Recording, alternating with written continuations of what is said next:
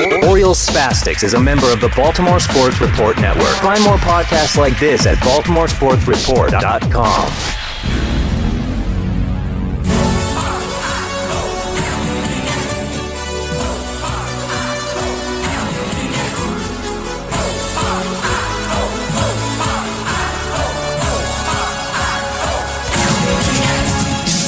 Something magic happens every time you go. Make the magic happen. Make the magic happen.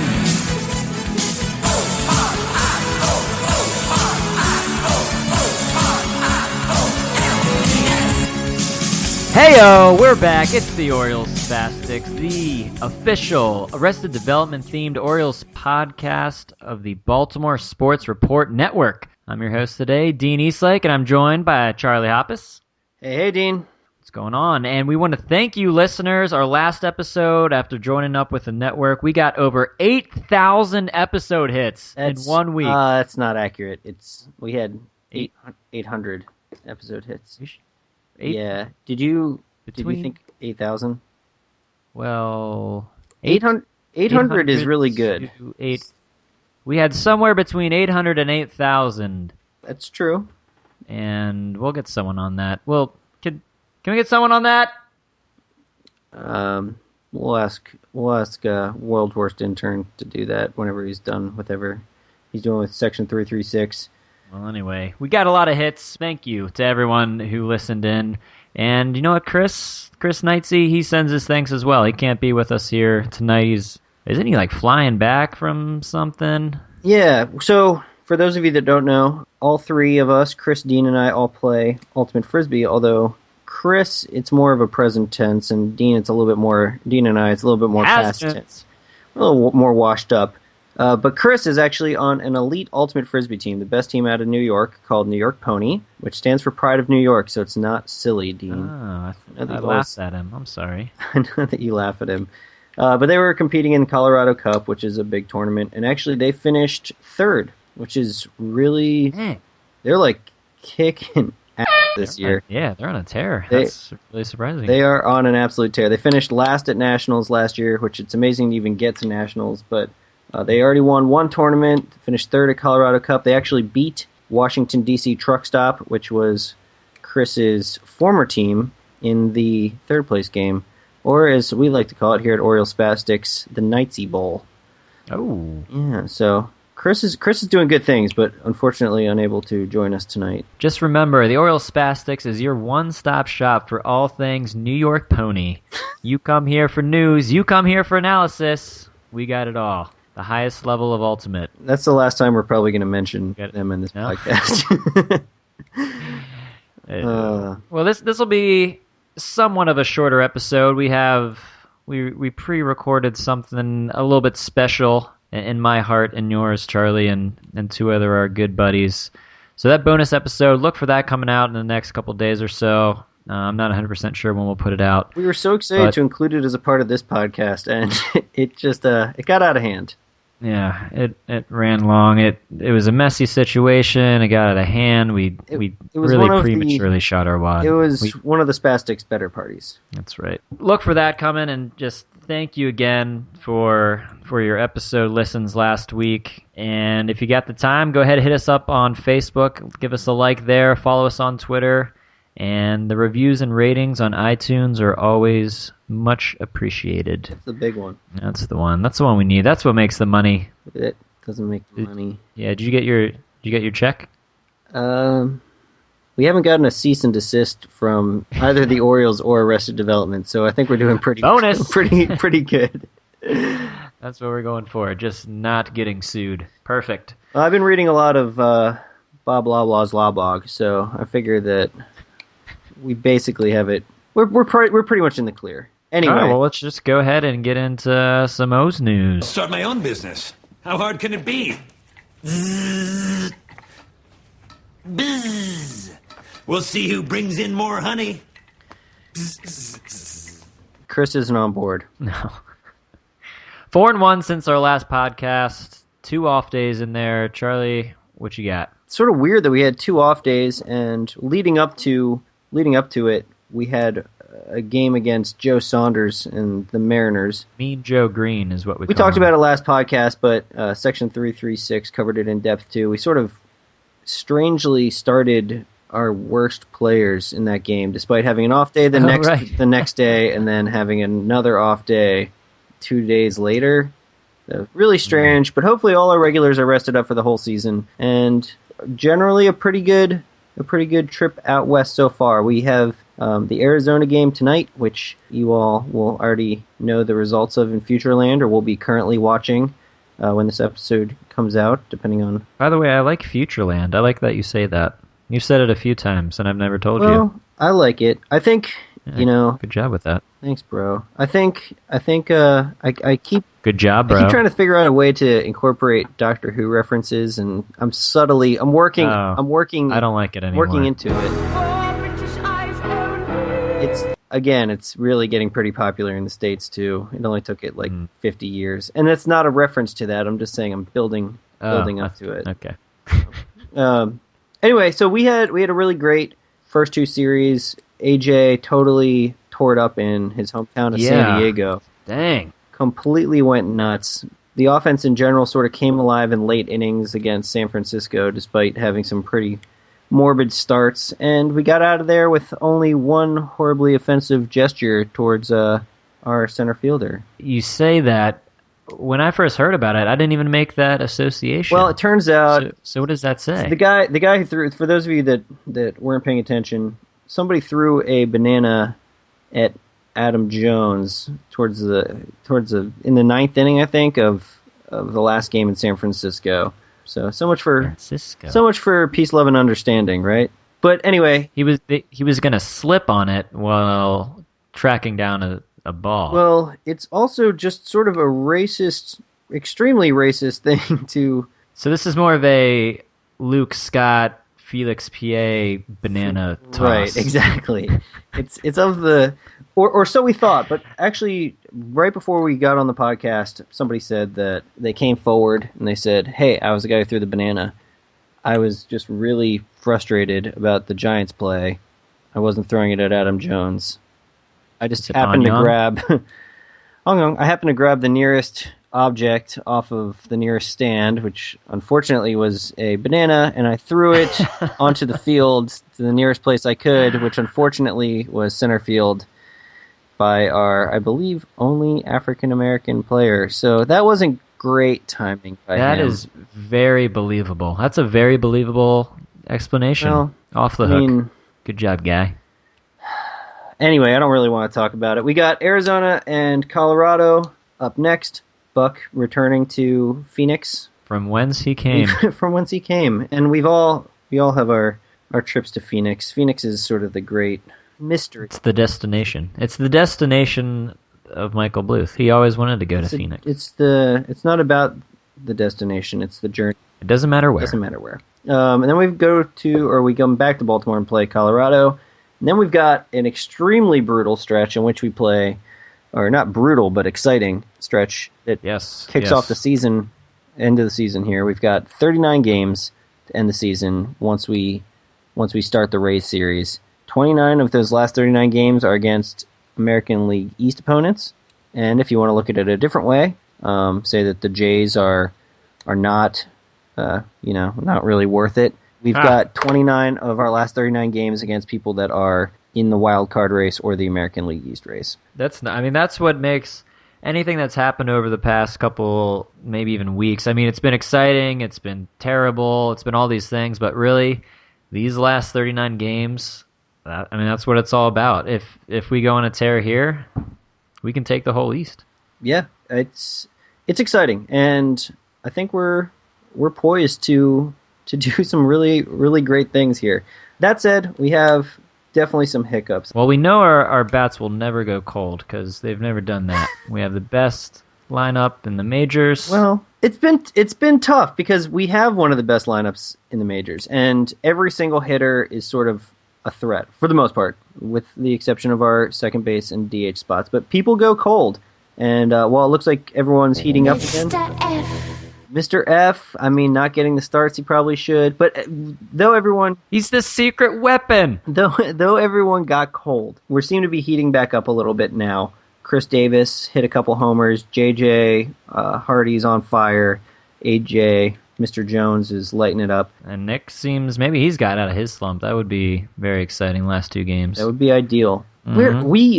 We have to figure out one of two things, or both, preferably. And it's a tough part of the year to make transactions, and I understand that. And I'm not gonna suggest anything absurd, but what can we do about our second base situation? We talked about it it felt like every episode at the beginning of the season. Every episode, we talk about Mr. F, Ryan Flaherty, our boy here on Oriole Spastics.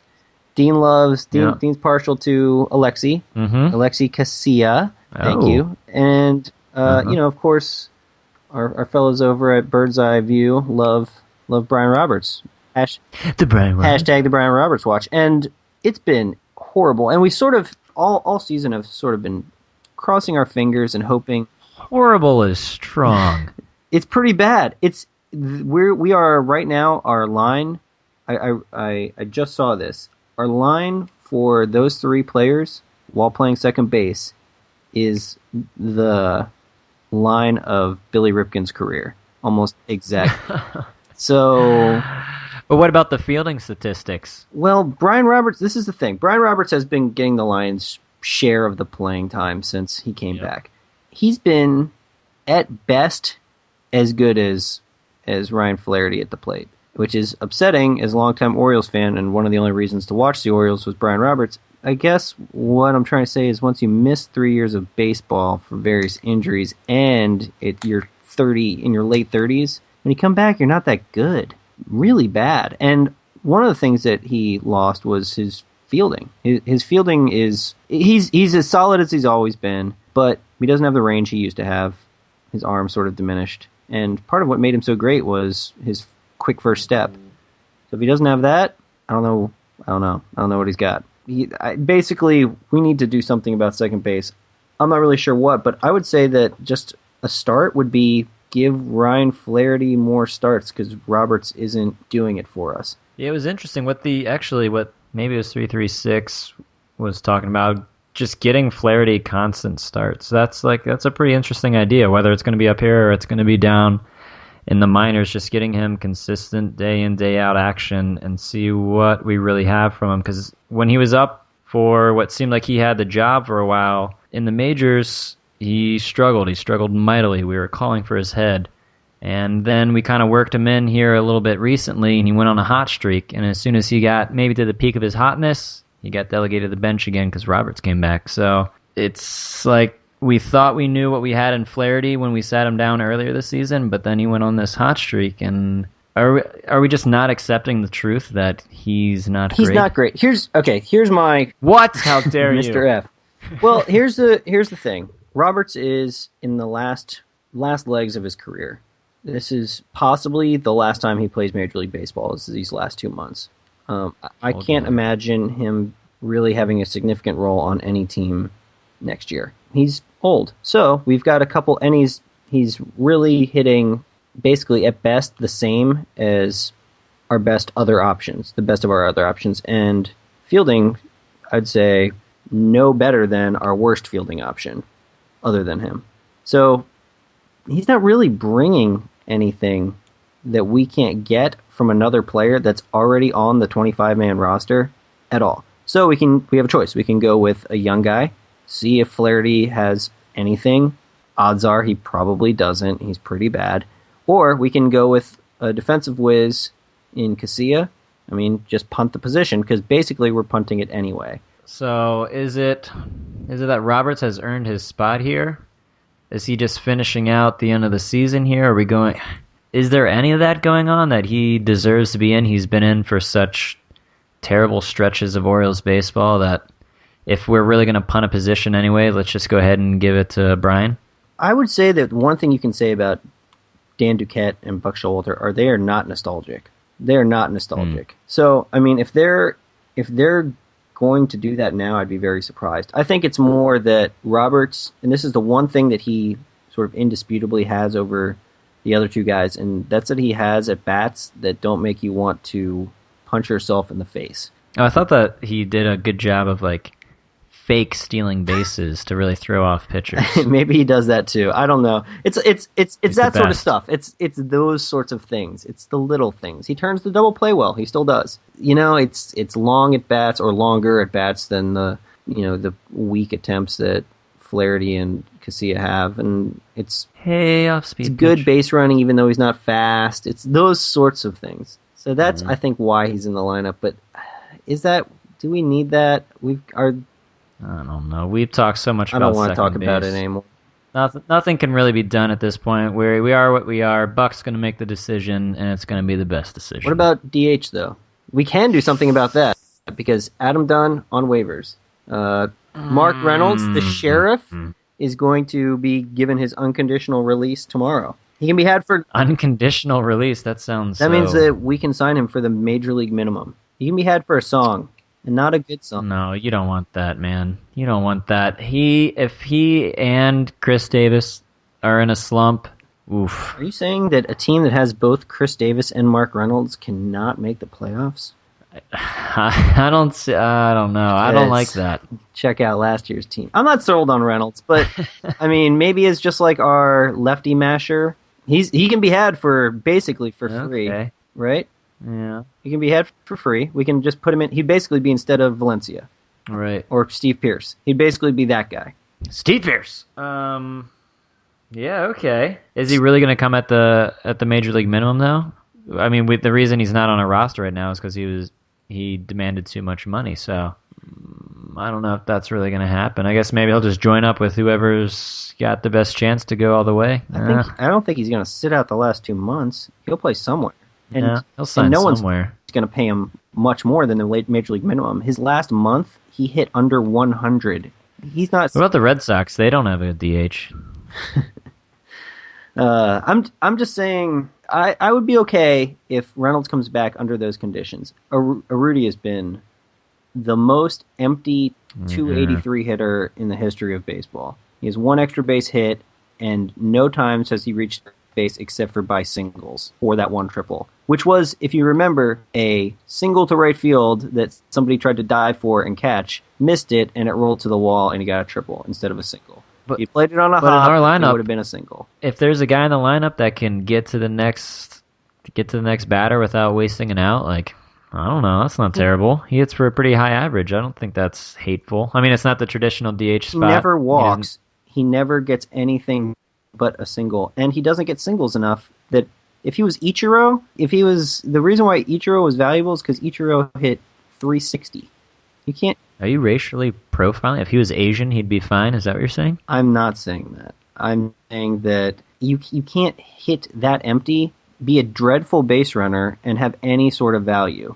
I'm saying that despite the fact that he's hitting 283, he has significantly less value than our second baseman right now. Anyway, so I mean, I don't know, Reynolds, why not, right? Why not? I mean, just so we have it. So we have it.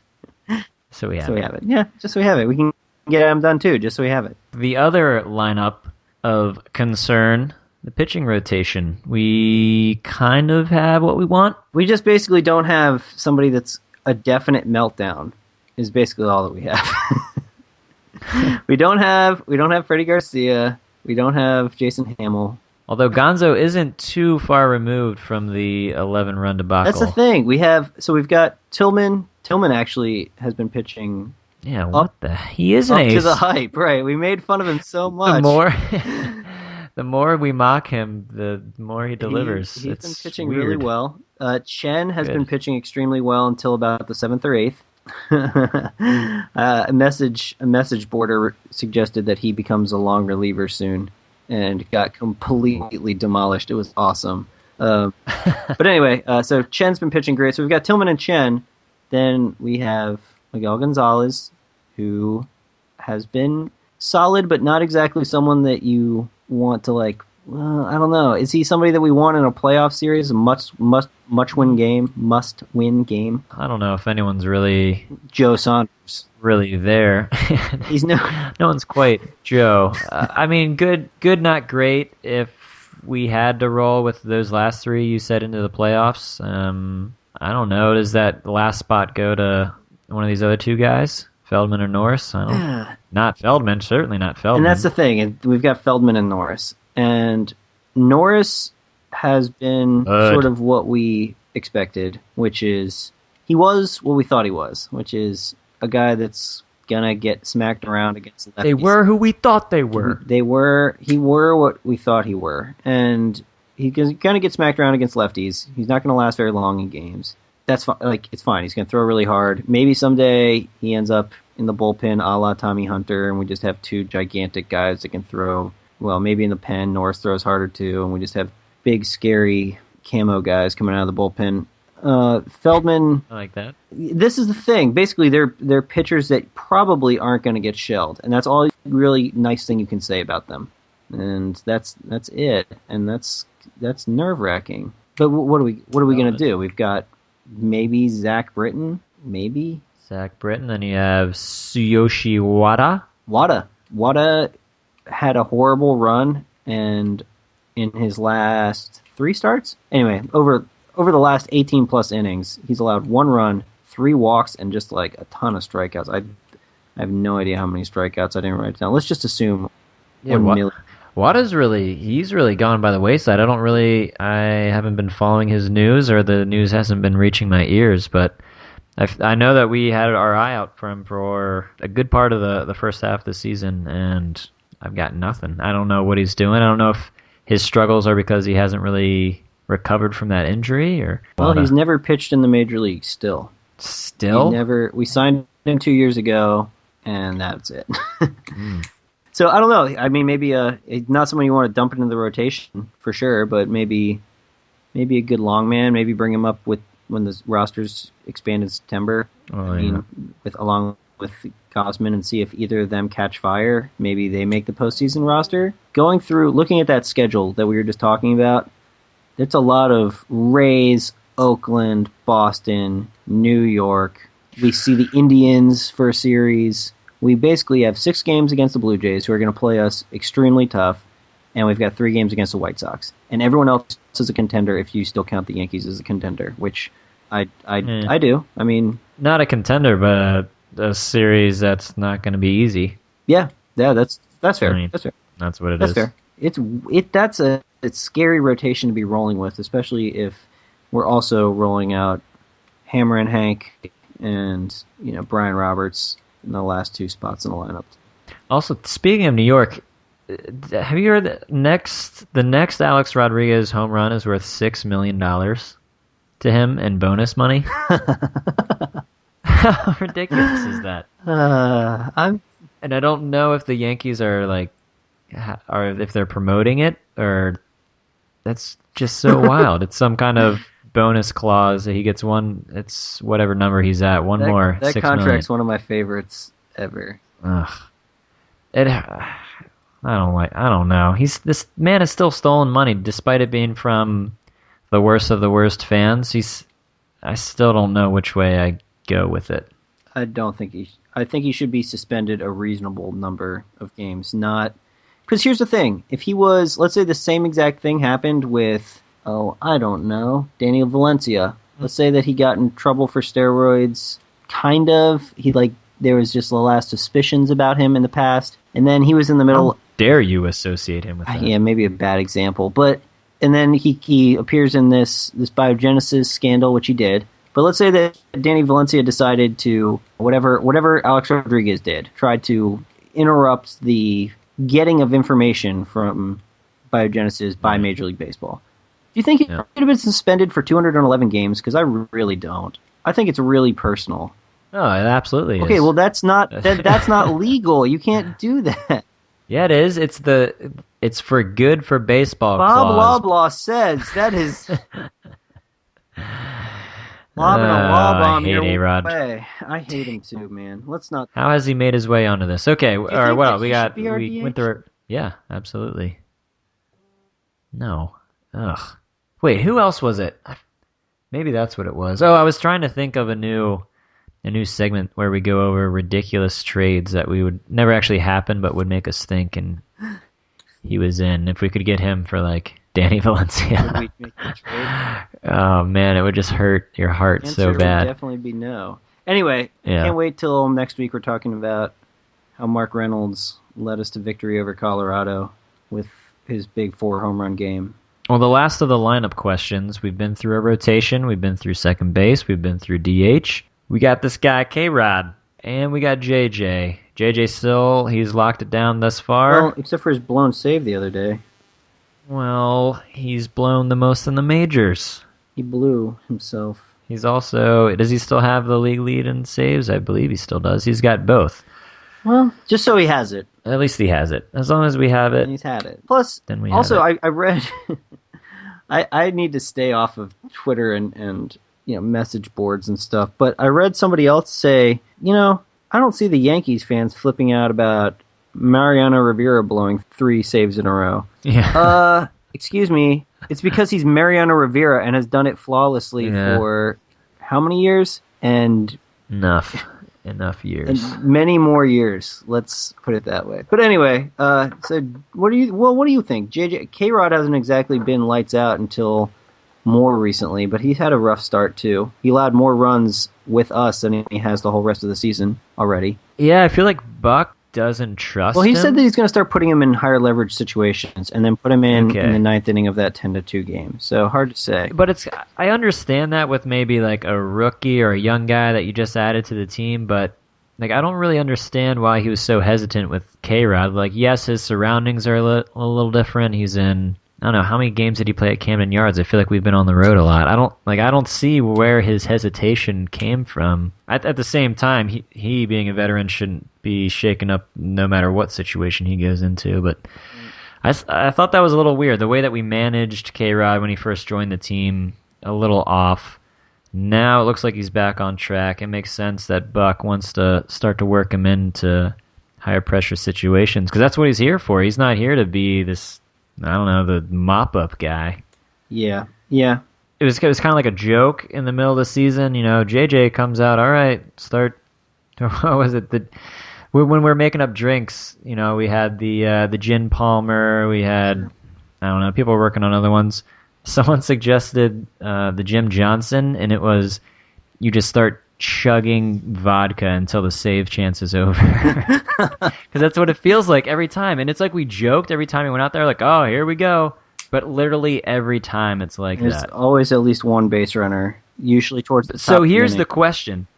It's like, we say this, within the first 5 or 6 pitches if he has it or not. And it's like, I feel like it's pretty clear. Does Buck have the balls to say, okay, you've thrown 5 pitches, let's bring in K-Rod now? Like, if JJ goes out there, can you even start a guy warming up? Don't we have a bullpen coach on for his this? first batter? Like, why is there not a bullpen coach that's like, yay, Buck, JJ's just hanging sliders again and again while he's warming up. Should we maybe not put him into the game against the Tigers? Maybe. Seems like when he's off, I think it's conventional baseball wisdom. It's like this is your closer. Time for your closer. And when he's been great, he's been great. And that's happened this season. Like, he's been very good for us this season. But the real question is, in my mind, who's the closer moving forward as we get into really the full-on crux of a pennant race? It's still JJ. It's JJ, but you have to realize when he's getting himself in trouble and get him out. Is K-Rod the right guy, or is it O'Day? Because I'd rather O'Day than K-Rod in a tough leverage situation with runners on base. To start the inning, K-Rod for me. But, right? Yeah, that's interesting. Or do you put a lefty out there if there's a lefty? Do you mix and match? I think you're right. I think he definitely has to have a shorter leash than Bucks let him have. And it's a shorter leash, not in job security department. Right. It's like shorter leash on the spot in the inning, shorter leash. Right. I tried my hand at managing a Major League Baseball team. Didn't turn out so well. Yeah. Footage not found. Footage not found. That is my favorite. All right. I think basically all that aside, I think it's going to be a really, really exciting. I mean, not to look past these last 2 series, and we're definitely going to really dig into it next episode about what the home stretch is going to look like. Plus, we'll have Chris here to really dig into it. But it's going to be a fun last 45 games. I guess the 45th game is happening right now. So we've got a fun month and a half left, and I am so excited to be an Orioles fan right now. We've talked about it the last couple episodes, but I just want to say one more time. I was reading Rob Nayer on SB Nation. He's one of the main baseball guys for SB Nation, and he's a Royals fan. Which, ouch! And he was talking about he's talking about being a Royals fan and what the nature of that was like. And it felt a lot like being an Orioles fan, and how he was saying, he loved the Royals, and like it would stir his emotion when he'd see the jersey and all these things, and he had all these great memories associated with them. But over the years, it got harder and harder for him to really look into their minor league system and care who was coming in late in games. And he said that he, all this season, hasn't watched a Royals game from beginning to end. A whole 9 innings. He hasn't done it. And that was not even at the beginning of the season. I feel like that was my reaction too, Dean. But once I started to think about it, there was definitely a couple Orioles seasons where I watched opening day, and I watched maybe 4th of July, or I caught a game here or there. But I watched maybe 4 Orioles games from top to bottom all season. I'd watch the Orioles, pretty regularly, but I also, and I would follow them deeply religiously, but it's just taxing to just watch a bad baseball team that you deeply care about play 9 innings when the game means absolutely nothing to them and to the greater meaning of anything at all. It's tough, and I'm so happy that whatever happens in these next 45 months or 45 days, it's gonna be gut-wrenching. It's going to be fun. It's going to be sucky at times. People are going to flip out. We're going to second-guess Buck. We're going to get pissed at AJ for swinging sliders in the dirt. But we've got such a fun, and you're going to see it on our Twitter. We're not going to be all sunshine and roses, even though we're all Kool-Aid drinkers here at Orioles Spastics. Mm-hmm. There's going to be some cranky tweets, and it's fun. That's part of the fun of baseball, is second-guessing the manager, getting frustrated with your slugger swinging the dirt, but at the same time, this team is so fun to support and so fun to love and invest yourself in. The team is fun. There's no doubt about that. And some of what makes it fun is Wei and Chen and his Chen tweets. So now's the part of the show where we dive into the mind of Wei and Chen through the mysteries of science and Google Translate. And we got nothing new. No Wei and Chen tweets since he was last talking about walking and the seats instead of umpires or something like that. He must feel terrible. Timothy Lynn, he's got nothing. We ain't got nothing. Thanks a lot. Thanks for making this team fun. Wei and Chen. If that even really is your name. That's right. World Maybe next week. Hopefully next week we'll get to more Chen tweets, because that's really what brings in the money. If anyone out there has a good suggestion for a theme song for Chen tweets, we definitely need a theme song, right? Yeah, maybe it should just be a recording of him talking. Perhaps I don't know. An attic. Perhaps an attic I shall seek. But that's about it. If we don't got Chen tweets, we don't got nothing else. Clothing thoughts, Charlie? Well, Clothing Thoughts, as always, are sponsored by our good friends at OBP Apparel. We love them. They made our logo. They have some spiffy new designs that are coming out for us that we'll talk about soon. We're really excited about those. Great people, even better apparel, and that's available at obpapparel.com. Definitely check them out. Absolutely the best fan apparel that you can possibly buy for the Orioles and the Ravens, but, we'll forgive them for that. So my clothing thoughts for this week, we're going to go down to the shoe region. For much of my life, I always had to wear socks and shoes. You never knew when some kind of sporting event would break loose, and if I wasn't wearing a nice pair of Footloose, if I wasn't wearing, that pair of Nikes, I was going to miss out. I was going to be at less than my best. However, recently, I've discovered the magic of the Rainbow Sandal. And this is a plug for Rainbow, and hopefully they'll sponsor us one day. But Rainbow Sandals, absolutely the best. They hug your foot like it's a nice newborn child and they snuggle up and they are soft. Soft and alive. Soft and alive. And that's about it. So go ahead, get your sandals out. Let's not add that to the chart. Live a little. You know what? I'm gonna plug just boxer briefs. Briefs. Yes. They're a little constricting, especially here in the summer. You want to be able to breathe a little bit, right? Mm-hmm. But boxers, you sort of, especially if you're playing said sports, it doesn't really hold everything in place. A little bouncing around. Plus, you kind of depending on what your boxers designs are. If you've got Simpsons boxers, stop buying Simpsons boxers. Yeah, it's done. It's past. You need to just buy yourself a nice pair of boxer briefs. Some Doctor Who boxer briefs. No, not Doctor Who boxer briefs. My Magic School Bus boxer. My briefs. latest show that I've been live tweeting over on my Twitter is Pimp My Ride with Exhibit. Yeah. What happened to Magic School Bus? I did a full season. I will probably return to Magic School Bus, but Pimp My Ride. My favorite part of Pimp My Ride. That's still around. It's not still around, but they have the old, like 2007 episodes. My favorite is they have legacy tweeting. Oh yeah, by live tweeting I absolutely mean like super in the past tweeting. My favorite is when they have things like this guy's like, here's my car. It's a complete piece of crap. Like, really sucks. I really wish I had a better car. Like I sometimes drive it to the bowling alley, and they're like, bowling alley.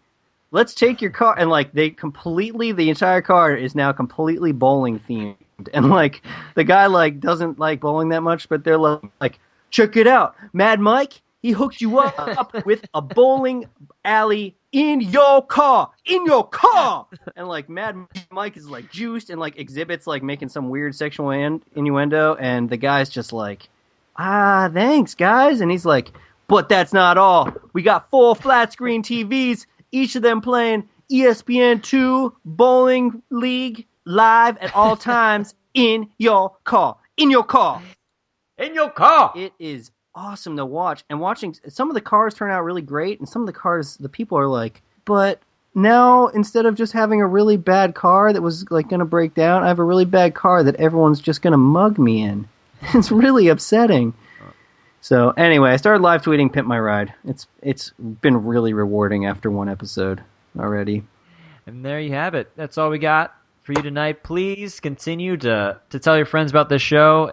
Over 800 hits. We could not be more excited. Maybe it's 8,000. I don't know. We'll check on that. Well, and also a good way to sort of spread the word about the show is go to our Twitter. We're at Oriole Spastics.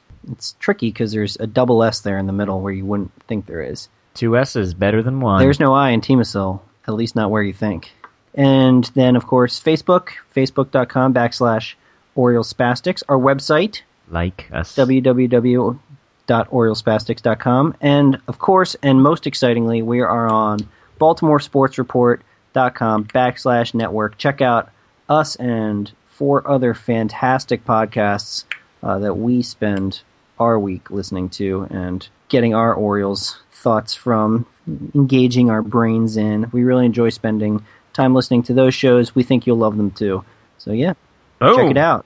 That's it. Alrighty, for the in absentia, Chris Knightsey and Charlie Hoppus, I am Dean Eastlake. Thank you, as always, a beautiful listener, for listening. And please remember to drink responsibly.